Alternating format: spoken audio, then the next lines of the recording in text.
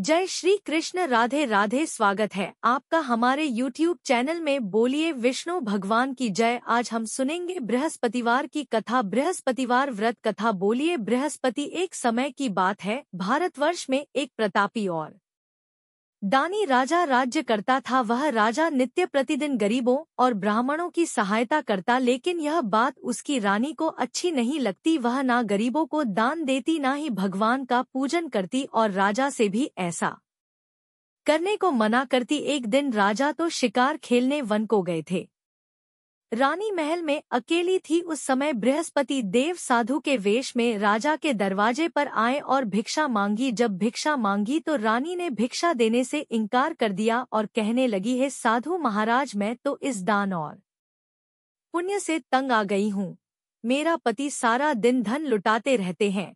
मेरी तो इच्छा है कि हमारा सब धन नष्ट हो जाए, ना रहेगा बांस और ना बजेगी बांसुरी। साधु बोले, देव तुम तो बड़ी विचित्र हो। संतान और धन को तो सभी चाहते हैं, पुत्र और लक्ष्मी तो पापी के घर में भी होनी चाहिए। यदि तुम्हारे पास धन अधिक है तो भूखों को भोजन कराओ, प्यास को प्याओ, लगवा मुसाफिरों के लिए धर्मशाला बनवाओ। जो निर्धन अपनी कुंवारी कन्याओं के विवाह नहीं कर सकते, उनका विवाह करा दो। ऐसे और भी कई काम हैं जिनके करने से तुम्हारा यश लोक परलोक में फैले। पर रानी पर इन उपदेशों का कोई भी प्रभाव नहीं पड़ा। वह कहने लगी, महाराज आप मुझे ना समझाएं।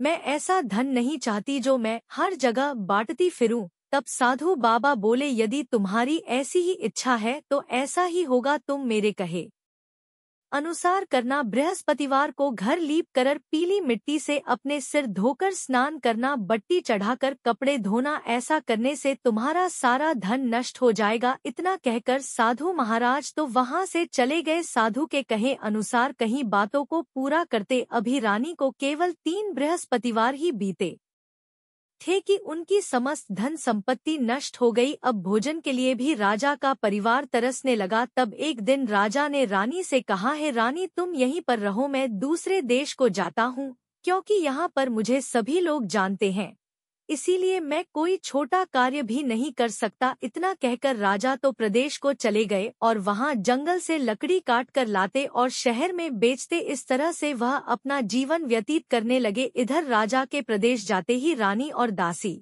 बहुत दुखी रहने लगी। एक बार रानी और दासी को 7 दिन तक बिना भोजन के रहना पड़ा। तो रानी ने अपनी दासी से कहा, है दासी, पासी के नगर में मेरी बहन रहती है, वह बड़ी धनवान है। तुम उनके पास जाओ और कुछ अनाज ले आओ, थोड़े समय के लिए गुजर बसर हो जाएगी। तब दासी रानी की बहन के पास गई। उस दिन गुरुवार का दिन था। रानी की बहन उस समय बृहस्पतिवार की कथा सुन रही थी। तब दासी ने रानी की बहन को अपनी रानी का संदेश दिया, लेकिन रानी की बड़ी बहन ने कोई भी उत्तर नहीं दिया। जब दासी को रानी की बहन से कोई उत्तर नहीं मिला तो वह बहुत दुखी हुई और उसे बड़ा गुस्सा भी आया। तब वह वापस चली आई और वापस आकर रानी को उसने सारी बात बता दी।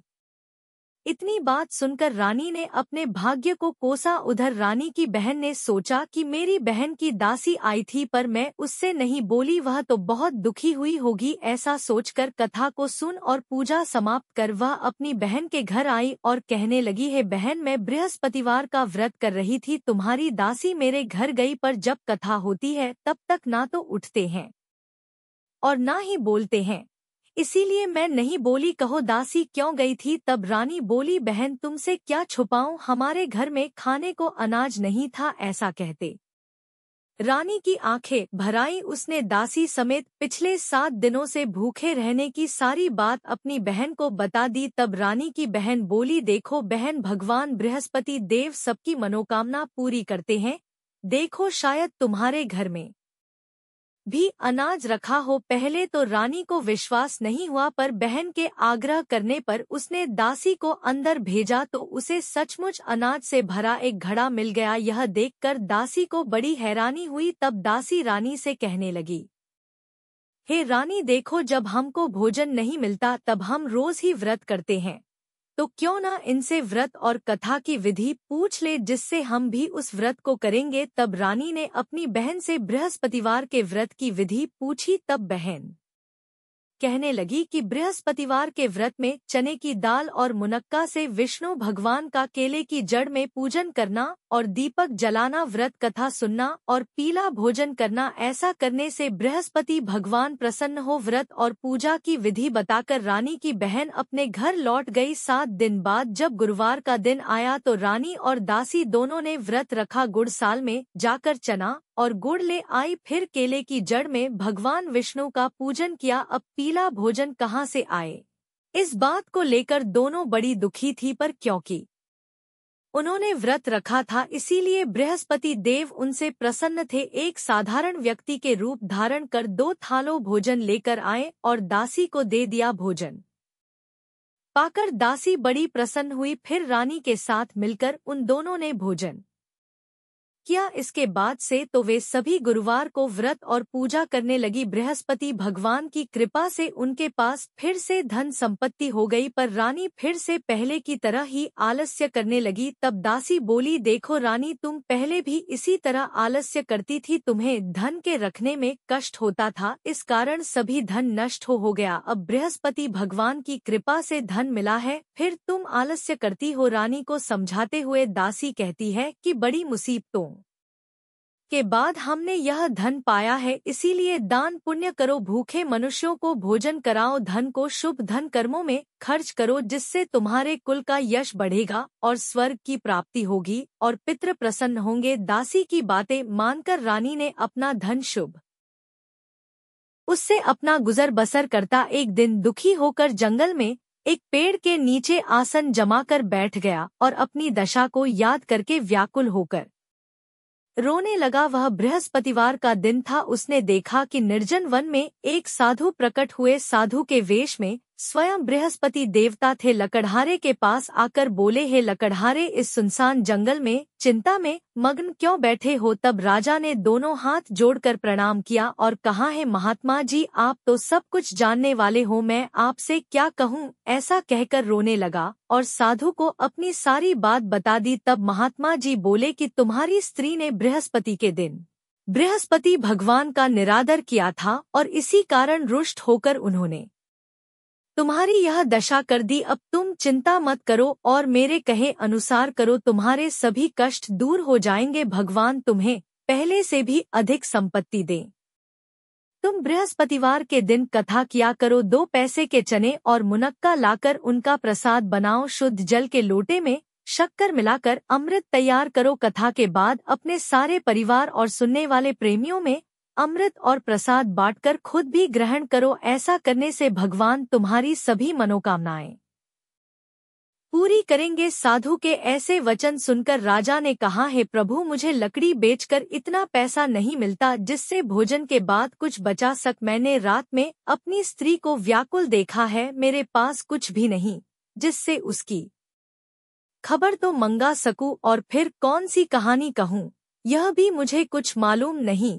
तब साधु बोले, हे लकड़हारे, तुम किसी बात की चिंता मत करो। बृहस्पतिवार के दिन रोजाना की तरह लकड़ी लेकर शहर को जाओ। उस दिन तुम्हें रोज से दुगना धन मिलेगा, जिससे तुम भली बाती भोजन कर लोगे और बृहस्पति देव की पूजा का सामान भी आ जाएगा। और बृहस्पतिवार की कहानी इस तरह से है। प्राचीन काल में एक ब्राह्मण था, वह बड़ा ही निर्धन था, उसकी कोई संतान नहीं थी। उसकी स्त्री बहुत मलिन के साथ रहती, वह स्नान ना करती, किसी देवता का पूजन ना करती, और इस बात से ब्राह्मण देव बड़े दुखी रहते। बेचारे बहुत कुछ कहते पर उसका कोई भी परिणाम ना निकलता। भगवान की कृपा से ब्राह्मण की स्त्री के कन्या रूपी रत्न पैदा हुआ। कन्या बड़ी होने पर प्रातः काल स्नान करके विष्णु भगवान का जाप और बृहस्पतिवार का व्रत करने लगी। अपने पूजा पाठ को समाप्त करके विद्यालय जाती तो मुट्ठी में जो भर कर ले जाती और पाठशाला के मार्ग में डालती जाती। जब लौटती तो जो स्वर्ण के हो जाते। लौटते समय इनको बनकर घर ले आती। एक दिन वह बालिका सूप में उन सोने के जौ को फटक कर साफ कर रही थी। तब उसकी माँ ने देख लिया और बोली, है बेटी, सोने के जौ को फटकने के लिए तो सूप भी सोने का होना चाहिए। दूसरे दिन बृहस्पतिवार था। उस कन्या ने व्रत रखा और बृहस्पति देव से प्रार्थना करके कहा कि मैंने आपकी पूजा व्रत सच्चे मन से किया हो तो मेरे लिए सोने का सूप दे दो। बृहस्पतिवार भगवान ने उसकी प्रार्थना स्वीकार कर ली। रोजाना की तरह वह कन्या जो फैलाती हुई जाने लगी। जब लौटकर जो पीन रही थी तो बृहस्पति देव की कृपा से उसे सोने का सूप मिला। उसे वह घर ले आई और उसमें जो साफ करने लगी, पर उसकी माँ का वही ढंग रहा। एक दिन की बात है, वह कन्या सोने के सूप में जो साफ कर रही थी, उसी समय उस शहर का राजपुत्र वहां से होकर निकला। इस कन्या के रूप और कार्य को देखकर मोहित हो गया और अपने घर जाकर भोजन और जल त्याग कर उदास होकर लेट गया। राजा को जब इस बात का पता लगा तो अपने प्रधानमंत्री के साथ उसके पास गए और बोले, हे बेटा, तुम्हें किस बात का कष्ट है? किसी ने अपमान किया है या और कोई कारण है? मुझसे कहो, मैं वही कार्य करूँगा जिससे तुम्हें प्रसन्नता हो। अपने पिता की राजकुमार ने बातें सुनी तो वह कहने लगा कि मुझे आपकी कृपा से किसी भी बात का दुख नहीं है। किसी ने मेरा अपमान नहीं किया, पर मैं उस लड़की से विवाह करना चाहता हूँ जो सोने के सूप में जो साफ कर रही थी। यह सुनकर तो राजा आश्चर्य में पड़ गया और कहने लगा, हे बेटा, इस तरह की कन्या का पता तुम ही लगाओ, मैं उसके साथ तेरा विवाह अवश्य ही करवा दूंगा। तब राजकुमार ने लड़की के घर का पता बताया। मंत्री उस लड़की के घर गए और ब्राह्मण देवता को सभी हाल बताया। ब्राह्मण देवता राजकुमार के साथ अपनी कन्या का विवाह करने के लिए तैयार हो गए। विधि विधान से ब्राह्मण की कन्या का विवाह राजकुमार के साथ हो गया। कन्या के घर से जाते ही पहले की भांति ब्राह्मण देवता के घर में गरीबी का निवास हो गया। अब तो भोजन के लिए भी अन्न बड़ी मुश्किल से मिलता था। एक दिन दुखी होकर ब्राह्मण देवता अपनी पुत्री के पास गए। तब बेटी ने पिता की दुखी अवस्था को देखा और अपनी माँ का हाल पूछा। तब ब्राह्मण ने सभी हाल कह दिया तो उसकी बेटी ने बहुत सा धन देकर अपने पिता को विदा कर दिया। इस तरह ब्राह्मण का कुछ समय तो सुख से बीता। कुछ दिनों बाद फिर वही हाल हो गया। ब्राह्मण फिर अपनी कन्या के यहाँ गए और सारा हाल कहा तो लड़की बोली, पिताजी, आप माताजी को यहाँ लिवाल आओ, मैं उन्हें विधि बता दूंगी जिससे गरीबी दूर हो जाए। तब ब्राह्मण देवता अपनी पत्नी को साथ लेकर पहुँचे तो बेटी अपनी माँ को समझाने लगी, है माँ, तुम प्रातःकाल सुबह उठकर स्नान आदि करके भगवान विष्णु का पूजन किया करो तो तुम्हारी सब गरीबी दूर हो जाएगी। पर उसकी माँ ने उसकी एक भी बात नहीं मानी। सुबह उठी और अपनी पुत्री के बच्चों की झटन को खा लिया। इससे उसकी बेटी को बहुत गुस्सा आया। एक रात को कोठड़ी से सभी सामान निकाल दिया और अपनी माँ को उसमें बंद कर दिया। सुबह उसमें से निकाला, स्नान आदि करा के पाठ कराया तो उसकी माँ की बुद्धि ठीक हो गई। इसके बाद तो हर बृहस्पतिवार को वह व्रत करने लगी और विष्णु भगवान का पूजन करने लगी। इस व्रत के प्रभाव से उसके माता पिता बहुत ही धनवान और पुत्रवान हो गए। बृहस्पति देव के प्रभाव से इस लोक के सभी सुखों को भोग कर स्वर्ग को प्राप्त हुए। बोली विष्णु भगवान की जय, बृहस्पति देव भगवान की जय। इस तरह सी कहानी सुनाकर साधु देवता वहां से अंतर्ध्यान हो गए। धीरे धीरे समय बीता। बृहस्पतिवार का दिन आया। उस दिन राजा जंगल से लकड़ी काटकर शहर में बेचने गया। उसे उस दिन और दिन से अधिक पैसे मिले। राजा ने चना कुण सब लाया और गुरुवार का व्रत किया। उस दिन से उसके सभी कलेश दूर हो गए। जब दोबारा गुरुवार का दिन आया तो बृहस्पतिवार का व्रत करना भूल गया। इस कारण बृहस्पति भगवान उससे नाराज हो गए। उस दिन उस नगर के राजा ने एक विशाल यज्ञ का आयोजन किया। शहर में घोषणा करा दी कि कोई भी मनुष्य अपने घर में भोजन नहीं बनावे, ना आग जलावे। सभी लोग मेरे यहाँ भोजन करने आवे और इस आज्ञा को जो ना मानेगा उसे फांसी की सजा दी जाएगी। इस तरह की घोषणा संपूर्ण नगर में करवा दी गई। राजा की आज्ञा से शहर के सभी लोग भोजन करने आए, लेकिन लकड़हारा थोड़ा देर से गया, इसीलिए राजा उसे अपने साथ महल में ले गए और ले जाकर भोजन करा रहे थे तो रानी की दृष्टि उस खूंटी पर पड़ी जिस पर कि उसका हार लटका था। वह उसे वहां पर दिखाई नहीं दिया। तब रानी ने सोचा कि मेरा हार इसी मनुष्य ने चुराया है। उसी समय सिपाही बुलाकर उसे कारागार में डलवा दिया। जब राजा कारागार में पड़ गया तो बहुत दुखी होकर सोचने लगा कि ना जाने कौन से पूर्व जन्म के कर्म से मुझे यह दुख प्राप्त हुआ है। उसी साधु को याद करने लगा जो उसे जंगल में मिला था। उसी समय तत्काल बृहस्पति देव साधु के रूप में प्रकट हुए और उसकी दशा देखकर कहने लगे, अरे मूर्ख, तूने बृहस्पतिवार की कथा नहीं की, इस कारण तुझे दुख प्राप्त हुआ है। अब तू चिंता मत कर, बृहस्पतिवार के दिन कारागार के दरवाजे पर तुझे 4 पैसे पड़े मिलेंगे, उनसे तो बृहस्पति देव की पूजा करना तो तेरे सभी कलेश दूर हो जाएंगे। बृहस्पतिवार के रोज उसे 4 पैसे पड़े मिले। लकड़हारे ने कथा कहीं उसी रात्रि को बृहस्पति देव ने उस नगर के राजा को स्वप्न में कहा है, राजा, तुमने जिस आदमी को कारागार में बंद किया है वह निर्दोष है, वह राजा है, उसे छोड़ देना। रानी का हार उसी खूंटी पर लटका हुआ है, अगर तुम ऐसा नहीं करोगे तो मैं तुम्हारे राज्य को नष्ट कर दूंगा। इस तरह के रात्रि स्वप्न को देखकर राजा सुबह उठा, ऊटी पर हार टंगा देखा तो लकड़हारे को बुलाकर क्षमा मांगी और उसे योग्य सुंदर वस्त्र आभूषण देकर विदा कर दिया। बृहस्पति देव की आज्ञा से राजा अपने नगर को चल दिया। राजा जब नगर के निकट पहुंचा तो उसे बड़ा आश्चर्य हुआ। नगर में तो पहले से भी अधिक बाग, तालाब, कुएं, बहुत सी धर्मशाला, मंदिर बने हुए थे। तब राजा ने पूछा, यह किसका बाग और धर्मशाला है? तब नगर के सभी लोग कहने लगे, यह तो रानी और बांधी के हैं। तब राजा को बड़ा आश्चर्य हुआ और गुस्सा भी आया। जब रानी ने खबर सुनी कि राजा आ रहे हैं तो उन्होंने दासी से कहा, दासी देखो, राजा हमको कितनी बुरी हालत में छोड़कर गए थे, हमारी ऐसी हालत देखकर लौट ना जाएं, इसीलिए तुम दरवाजे पर खड़ी हो जाओ। आज्ञा अनुसार दासी दरवाजे पर खड़ी हो गई। राजा आए तो उन्हें अपने साथ लिवा लाई। तब राजा ने क्रोध करके अपनी रानी से पूछा कि बताओ, यह धन तुम्हें कैसे प्राप्त हुआ? तब उन्होंने कहा कि हमें तो यह सब धन बृहस्पति देव के व्रत के प्रभाव से प्राप्त हुआ है। तब राजा ने निश्चय किया कि 7 रोज बाद तो सभी बृहस्पति देव का पूजन करती हैं, पर मैं दिन में रोज 3 बार कहानी कहा करूंगा और रोज ही व्रत किया करूंगा। अब हर समय राजा के दुपट्टे में जने की दाल बंदी रहती। राजा दिन में 3 बार कहानी कहता। एक दिन राजा ने सोचा कि चलो अपनी बहन के यहाँ हो आवे। इस तरह सोचकर राजा घोड़े पर सवार हो अपनी बहन के यहाँ चलने लगा। रास्ते में उसने देखा कि कुछ आदमी एक मुर्दे को लिए जा रहे हैं।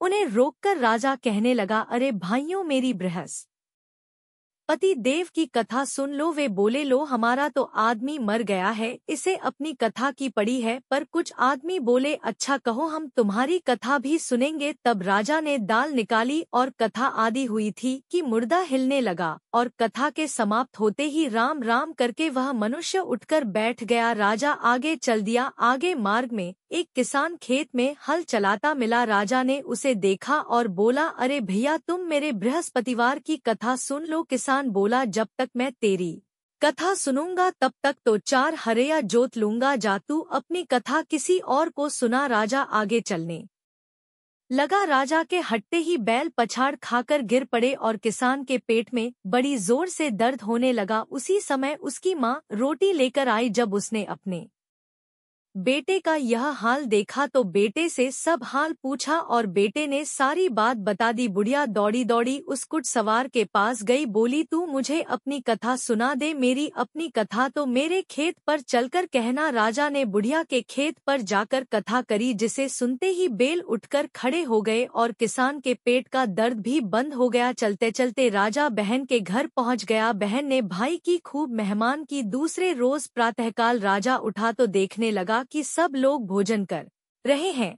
तब राजा अपनी बहन से कहने लगा, बहन, ऐसा कोई मनुष्य हो जिसने भोजन ना किया हो तो मेरी बृहस्पतिवार की कथा सुन ले। तो बहन कहने लगी, है भैया, यह देश तो ऐसा ही है, पहले यहाँ के लोग भोजन करते हैं और बाद में कोई अन्य काम करते हैं। अगर कोई पड़ोस में हो तो मैं देख आऊं। ऐसा कहकर देखने चली गई, पर उसे कोई भी ऐसा मनुष्य नहीं मिला जिसने भोजन ना किया हो। अंत में एक कुम्हार के घर में गई जिसका लड़का बीमार था। उसे पता चला कि उनके यहाँ 3 रोज से किसी ने भोजन नहीं किया। तब रानी ने अपने भाई की कथा सुनने के लिए कुम्हार से कहा, मैं तैयार हो गया। राजा ने उसके घर जाकर बृहस्पतिवार की कथा कही, जिसे सुनकर उसका लड़का ठीक हो गया। अब तो राजा की प्रशंसा होने लगी। एक रोज राजा अपनी बहन से कहता है, हे बहन, हम अपने घर जाएंगे, तुम भी तैयार हो जाओ। राजा की बहन अपनी सास से कहती है तो सास बोलती है, हाँ चली जा, पर अपने लड़के को मत ले जाना क्योंकि तेरे भाई के कोई औलाद नहीं है बहन अपने भाई से बोली, है भैया मैं तो चलूंगी पर कोई बालक नहीं जाएगा। तब राजा बोला, जब कोई बालक नहीं जाएगा तब तुम ही क्या करोगी। बड़े दुखी मन से राजा अपने नगर को लौटाया। राजा ने अपनी रानी से कहा कि हम निर्भय हैं, हमारा मुख देखने का धर्म नहीं है, और ऐसा कहकर उदास होकर लेट गया और कुछ भी भोजन नहीं किया। तब रानी बोली, है राजन, बृहस्पति देव ने हमें सब कुछ दिया है, वह हमें औलाद भी अवश्य देंगे। उसी रात को बृहस्पति देव ने राजा से स्वप्न में कहा, है राजा उठ, सभी सोच को त्याग दे, तेरी रानी गर्भ से है। राजा को यह बात सुनकर बड़ी खुशी हुई। महीने में रानी ने एक सुंदर पुत्र को जन्म दिया। जब राजा बोला, है रानी, स्त्री बिना भोजन के रह सकती है और बिना कहे नहीं रह सकती, जब मेरी बहन आए तो तुम कुछ मत कहना। रानी ने सुनकर हाँ कर दी। जब राजा की बहन ने शुभ समाचार सुना तो बहुत खुश हुई और बधाई लेकर अपने भाई के यहाँ आई। तब रानी बोली, घोड़ा चढ़कर तो नहीं आई, गधा चढ़ी आई। तब राजा की बहन कहने लगी कि भाभी, मैं इस तरह से ना कहती तो तुम्हें औलाद कैसे मिलती। बृहस्पति देव ऐसे ही हैं, जैसे जिसके मन में कामना है सभी को पूर्ण करते हैं।